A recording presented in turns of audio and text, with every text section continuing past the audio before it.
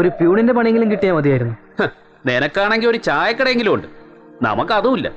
സ്നേഹിച്ച പെണ്ണിനെ കെട്ടണമെങ്കിൽ ഒരു ജോലിയാ വേണ്ടത്, അതും ഗവൺമെന്റിന്റെ. നീ പേടിക്കണ്ട, ഈ കൂട്ടത്തിൽ ഞങ്ങൾക്ക് ആർക്കും ജോലി കിട്ടിയില്ലെങ്കിലും നിനക്ക് കിട്ടും, അത് ഉറപ്പാ.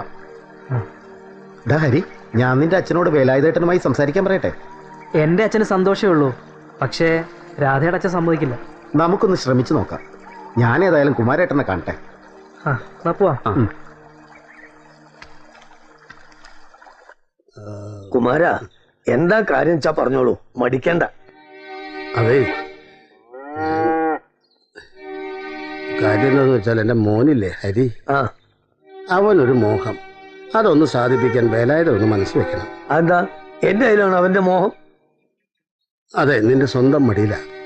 ഒന്ന് നേരെ ചൊവ്വ പറയൂ എന്റെ കുമാര. അല്ല, അത് തന്റെ മോളിലെ രാധ, ആ കുട്ടിയെ ഞങ്ങൾക്ക് തരുമോ?